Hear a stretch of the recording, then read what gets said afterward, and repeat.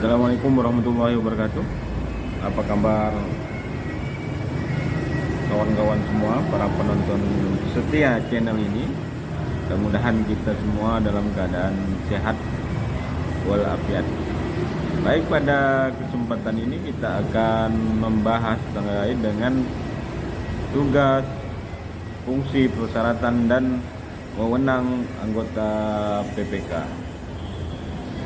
Karena kita tahu bahwa tingkatan penyelenggara pemilu itu, dalam hal ini KPU, ada KPU pusat yang berkedudukan di ibu kota negara, ada KPU provinsi yang berkedudukan di ibu kota provinsi, ada KPU kabupaten kota yang berkedudukan di ibu kota kabupaten kota, dan di tingkat kecamatan ada PPK, Panitia Pemilihan Kecamatan.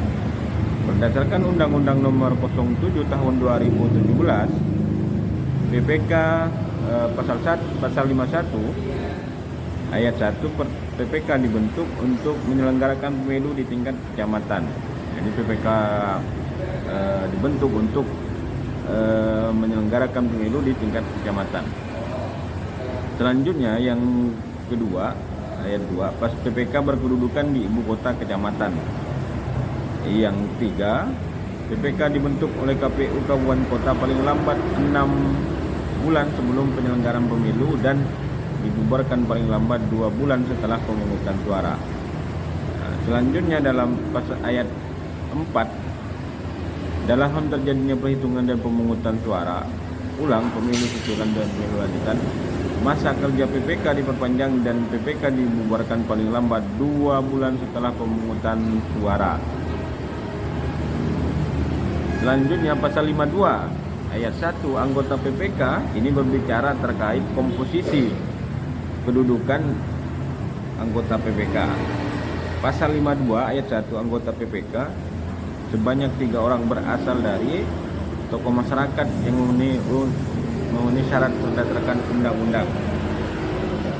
Ayat kedua, anggota PPK diangkat diberhentikan oleh KPU kabupaten kota. Jadi anggota PPK diangkat dan diberhentikan oleh KPU kabupaten kota.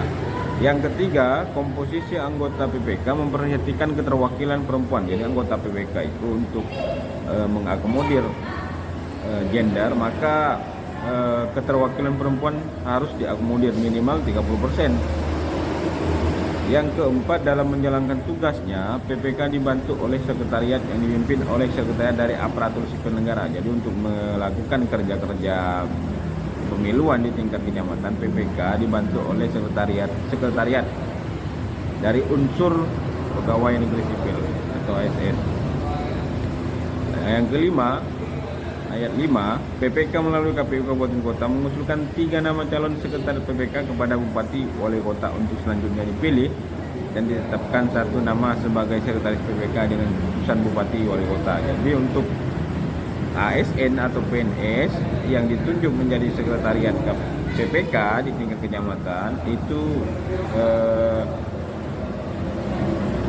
di SK-kan oleh bupati atau wali kota. Kalau di kabupaten itu bupati, kalau di kota itu namanya wali kota yang meng-SK-kan berdasarkan usulan oleh KPU pada bupati dan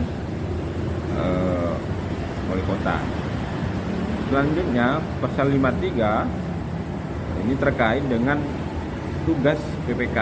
Jadi PPK bertugas, ayat tugas PPK dalam ayat 1 dijelaskan melaksanakan semua tahapan penyelenggara pemilu di tingkat kecamatan. Semua tahapan-tahapan pemilu itu menjadi tugas dari anggota PPK di tingkat kecamatan. Yang kedua atau B, menerima dan menyampaikan daftar pemilih kepada KPU Kabupaten Kota. Jadi dia menerima dan menyampaikan daftar pemilih kepada kabupaten atau kota. Yang selanjutnya melakukan dan mengumumkan rekapitulasi hasil perhitungan suara pemilu anggota DPR, anggota DPD, presiden dan wakil presiden, anggota DPRD provinsi, anggota DPRD kabupaten kota di kecamatan yang bersangkutan berdasarkan berita acara hasil perhitungan pemungutan suara di TPS dan dihadiri oleh saksi-saksi peserta pemilu. Jadi cukup berat ini terkait tugas PPK di poin 3 ini, melakukan dan mengumumkan rekapitulasi hasil perhitungan suara. Kalau kita lihat biasanya itu menjadi pleno hasil dari pemilu anggota DPR, anggota DPD, presiden dan wakil presiden di tingkat kecamatan. Jadi sebelum di pleno di tingkat kabupaten ada proses pleno di tingkat kecamatan. Nah, ini yang dilakukan oleh PPK. Selanjutnya adalah melakukan evaluasi dan membuat laporan setiap tahapan penyelenggara pemilu di wilayah kerjanya. Yang selanjutnya adalah melaksanakan sosialisasi penyelenggaraan pemilu atau yang berkaitan dengan tugas dan wewenang PPK kepada masyarakat. Jadi tugasnya adalah mensosialisasikan penyelenggara pemilu di tingkat kecamatan. Selanjutnya adalah melaksanakan tugas lain yang diberikan oleh KPU. Jadi kalau KPU memberikan tugas-tugas kepada PPK harus melaksanakannya. Selanjutnya adalah melaksanakan tugas lain sesuai dengan ketentuan perundang-undangan. Selanjutnya adalah wewenang PPK. Pertama, PPK berwenang mengumpulkan hasil perhitungan suara dari seluruh TPS di wilayah kerjanya. Jadi wewenang PPK itu adalah mengumpulkan suara dari wilayah kerja sekecamatan. Seandainya di kecamatan itu ada 15 desa, berarti dari 15 desa itu wewenang PPK kecamatan untuk mengumpulkan suara-suara yang ada hasil pemilu dari desa-desa atau dari TPS-TPS dari desa-desa atau dari KPPS di desa-desa. Selanjutnya adalah melaksanakan tugas dan wewenang lain yang diberikan oleh KPU provinsi, kabupaten, kota sesuai dengan peraturan perundang-undangan lainnya. Yang selanjutnya adalah melaksanakan wewenang lain sesuai dengan ketentuan perundang-undangan. Yang selanjutnya kewajiban PPK membantu KPU provinsi dan KPU kabupaten kota dalam melakukan pemutaran daftar pemilih sementara dan daftar pemilih tetap. Nah, ini PPK wajib membantu KPU dalam hal melakukan pemutaran daftar pemilih sementara atau DPS dan daftar pemilih tetap atau DPT. Selanjutnya adalah membantu KPU kabupaten kota dalam penyelenggaraan pemilu. Selanjutnya adalah menindaklanjuti dengan segera temuan dan laporan yang disampaikan oleh Panwaslu kecamatan. Nah, jadi nanti PPK itu harus melakukan rekomendasi-rekomendasi yang diberikan oleh PPK atau Panwaslu di tingkat kecamatan. Nah, ini yang harus dilakukan oleh PPK. Selanjutnya adalah menindaklanjuti dengan segera temuan. Udah tadi.